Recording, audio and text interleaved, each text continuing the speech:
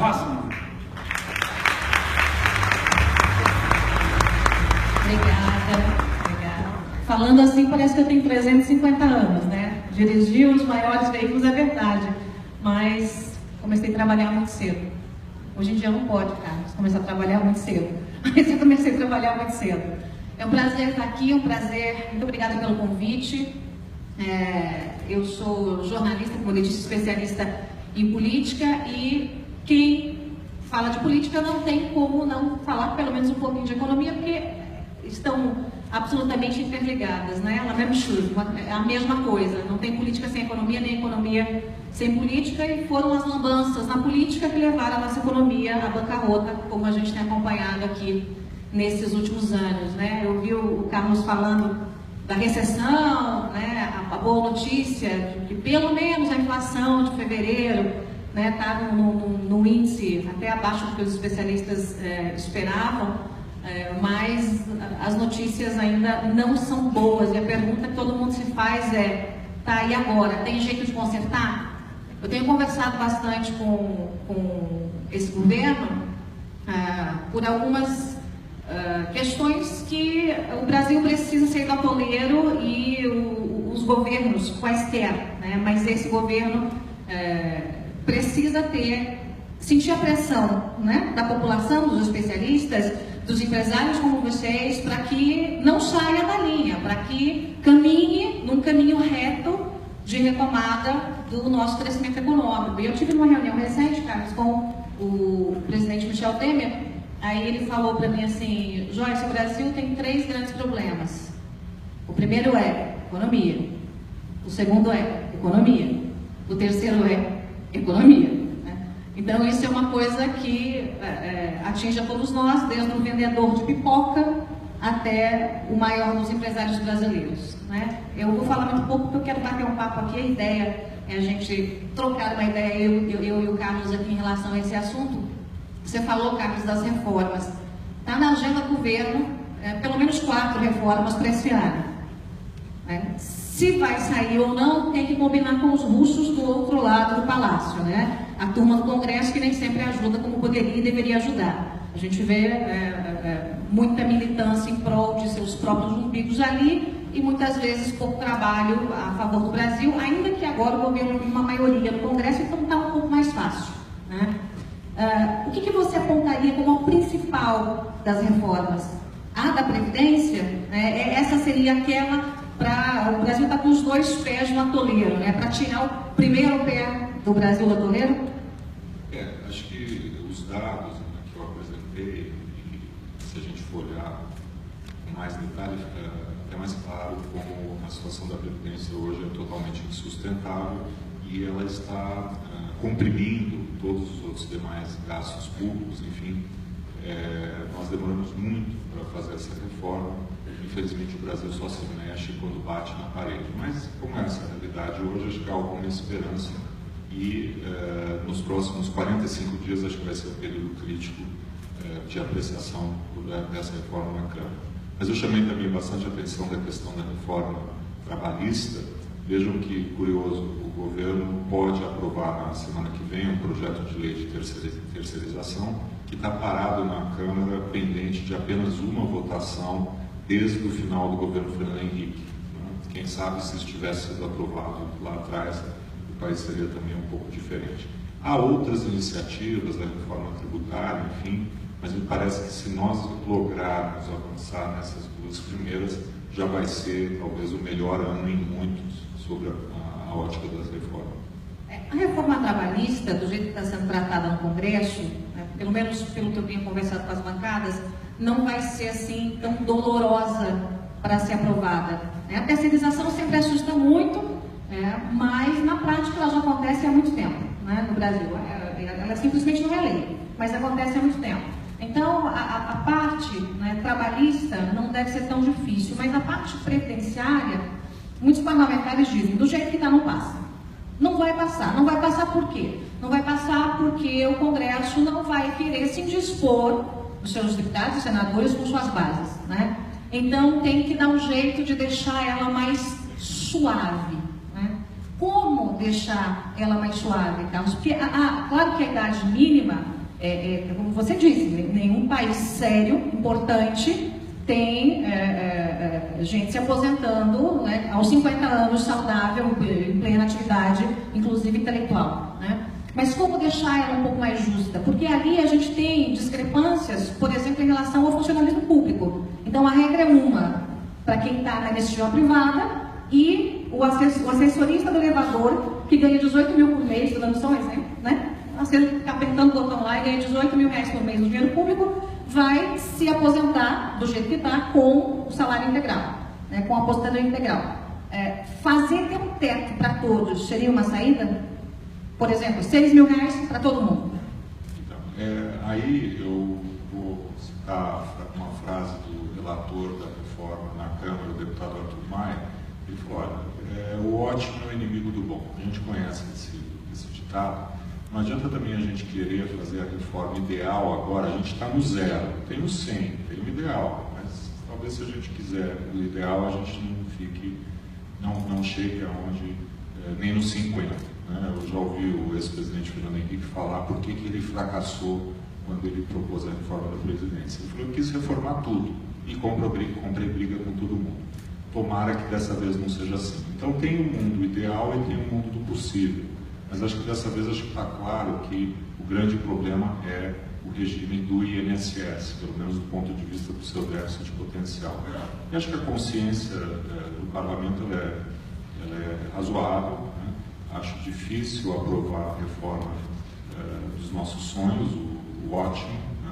Mas acho que também está claro que hoje não aprovar nada ou aprovar uma reforma que não tenha consistência, acho que também não é o que a gente acha que é mais provável. Difícil mexer nesse momento nessa questão de funcionalismo público. Porque veja que tem os dois lados da questão, né? O funcionalismo ele tem muito peso, né? No meio político, especialmente quando a gente fala de judiciário, Ministério Público, né? Eles têm muita força política perante o Congresso, né? Ao mesmo tempo, isso está sendo usado para muita gente que é contra a reforma como um todo dizer: não, mas se não reformar o setor público não pode fazer, ou faz para todo mundo ou não faz para ninguém. Aí não adianta, né? Porque a gente não vai conseguir agora fazer uma transição para um regime previdenciário único, né? E que inclui inclusive militares, que em nenhum lugar do mundo tem aposentadoria igual. Então, acho que a gente só deve tomar cuidado para não cair nessa armadilha de que ou faz tudo, o 100% ideal, ou não faz nada. Esse discurso, na verdade, interessa a quem é contra a reforma. Já imaginaram a confusão, né, dentro do Congresso Nacional, porque é exatamente isso que os deputados que não querem brigar pela reforma dizem. Não, então vamos fazer um teto, né? Tem inclusive o PSB está começando a discutir internamente isso, ainda não está publicizado, mas estão discutindo internamente isso, porque quando você põe na balança, olhando de fora, a qualquer um de nós, de fato, parece justo. Quer dizer, então tá bom, então o teto para qualquer um de nós é 6 mil, mas o teto do Ministério Público, o teto do Judiciário, os juízes, desembargadores, os promotores, os chefes de polícia, então esses vão se aposentar com os seus 30 mil. Eu estou usando números redondos aqui. Aí quando você apresenta isso para o cidadão brasileiro, ele se arrepia, ele diz: não, vão mexer só no meu bolso.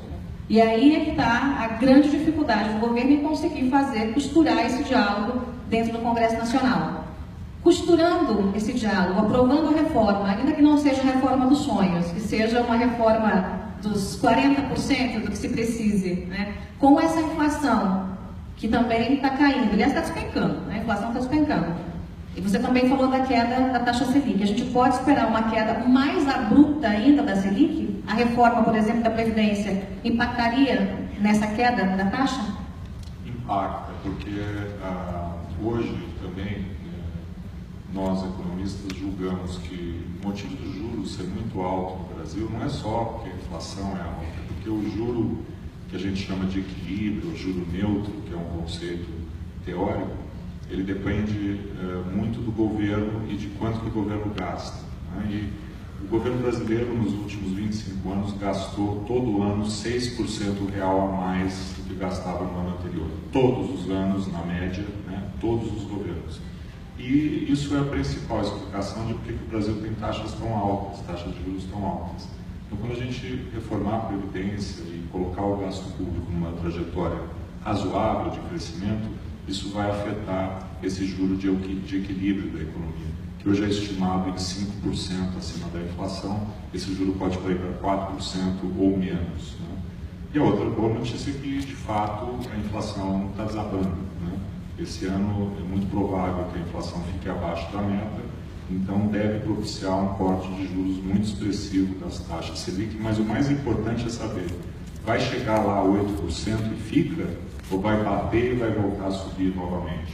Disso depende o avanço das reformas. Esse 8% que você disse agora, e também na sua fala anterior, é o limite que você enxerga, ou uma taxa ainda menor seria benéfica para a retomada do crescimento brasileiro, né? E claro, do setor de turismo, que é o que a gente está discutindo aqui. Ela pode até ser um pouco menor, mas já vai ser a mais baixa em termos, vamos dizer, a gente acha que essa taxa fica por um bom tempo nesse nível, a mais baixa da história recente. Aí vai depender também de a gente nos envolvermos em outras reformas que destravam o crescimento da economia. Não é só o lado fiscal que importa. Importa a gente resolver a carga tributária, que é caótica, que é elevada, a legislação trabalhista, como eu já falei, né? Desburocratizar o país, avançar na agenda de privatização, coisas que elevem a produtividade da economia. Se isso acontecer, a gente pode vir no futuro a ter taxas de juros mais baixas, sim, mas o importante é isso. Isso depende da agenda de reformas. O Banco Central vai até certo ponto. Se ele for além dele, a inflação volta, né? Então, o importante é que a gente faça coisas que reduzam o juro no sentido estrutural, e não por 3 meses, 6 meses. Você deu uma entrevista recentemente em que você disse que esse ano era o ano em que o Brasil ia sair da UTI. Foi essa frase até, exatamente que você usou, né? Esse ano o Brasil sai da UTI. Não vai sair correndo, disputando maratona, vai sair da UTI, né? O que você espera até o final do ano, com essa perspectiva? A gente sabe que a trabalhista, como eu disse, a não ser que aconteça alguma coisa política absurda, porque eu sempre brinco que em política até as vacas voam, né? O cenário político é aquela história da nuvem. Você olha para cima, a nuvem está de um jeito, dali 5 minutos é outro cenário. Mas se o cenário se mantiver, se a reforma trabalhista for aprovada, e tudo indica que será, né? A da Previdência tem um buziris um pouco maior, mas é provável que mexa-se aqui e ali se consiga aprovar alguma coisa. Nós temos a reforma tributária, né? O próprio presidente me disse isso, que também é uma prioridade, porque o nosso sistema tributário é um horror, talvez o pior do mundo, né? É uma coisa absurda. Você vê esse Brasil saindo da UTI, em que condições? Saindo da UTI se arrastando, saindo da UTI caminhando, saindo da UTI respirando sem aparelhos? Como é que você enxerga esse país até o final de 2017? A imagem de sair da UTI é simplesmente para dizer, primeiro, que a gente ainda não saiu, né? Nós ainda estamos com uma situação muito frágil e vai depender do ambiente político corroborar para que a gente consiga avançar nessa agenda de reformas, notadamente a Previdência e a trabalhista. Acho que nós sairemos bem, mas isso significa que você vai ter que ainda passar por uma fase de convalescença, de se acostumar, né, novamente com uma vida normal. E daí a imagem é para mostrar que achamos que o crescimento mais forte ele vem a partir de 2018. Mas sairá no final do ano, né, com a taxa de desemprego começando a cair, juros muito mais baixos, a atração de investimentos externos no Brasil continua bastante forte e deverá se intensificar, mas aí entra uma variável que é fundamental. Daqui a 6, 8 meses, quase tudo que eu falei até agora já não vai mais ser o centro das atenções, vai ser a sucessão presidencial, né? Porque esse país recém saído da UTI, ele vai precisar, para se recuperar de vez, de que na sucessão presidencial haja a vitória de um candidato comprometido com essa agenda de reformas, com essa agenda de redução do intervencionismo estatal, de privatização, enfim, que nos garanta que o país vai ser recolocado nos trilhos para ir assumir um crescimento sustentável daí em diante. Então, no final do ano, acho que estaremos muito melhor. Agora, se isso continua, vai continuar dependendo do cenário político e, notadamente, da eleição de 2018. Mais do que o presidente, né? O Congresso Nacional, que é quem faz a coisa andar na prática. O Congresso Nacional, o índice de renovação deve ser gigantesco, pelo efeito Lava Jato, né? Dispensa-se apresentações, deve ser um índice gigantesco aí de modificação, tendo esse presidente comprometido com o país, tratando o Brasil como um país capitalista, né? não brincando de que o Brasil não é capitalista, a gente pode seguir um pouquinho para frente. Mas a gente sabe que para chegar, meu tempo está acabando, então vou fazer a última pergunta. Para chegar no país ideal, né, no país de Alice, né, a gente talvez nem chegue. Né? Mas qual é o país que você vê idealmente possível, né, daqui para os próximos 5 anos? Acho que não adianta a gente sonhar com aquilo que a gente nunca vai ser. Na minha idade também já não dá mais para pensar assim. Acho que o Brasil voltar a ser o que a gente tinha anos atrás, governos anteriores, no início do governo Lula, um país democrático, comprometido com uma economia de mercado e, sobretudo, onde o papel principal do crescimento econômico é reservado ao setor privado, ao setor empresarial, com regras claras, né, sem intervencionismo e que caminhe nessa direção e não na direção daquilo que talvez tivessem querido para o Brasil, que não deu certo, que era o bolivarianismo, o socialismo do século XXI, enfim, acho que isso já está atrás. Então, acho que é voltar a ser o que a gente era e que merece ser. E eu acho que a gente chega lá. Bom, que venham as privatizações, que o Estado seja reduzido cada vez mais, que a gente pague menos essa conta, que é pesada nos lombos de cada cidadão brasileiro, e que venha o crescimento econômico. Né? O Brasil precisa disso. Muito obrigada a todos.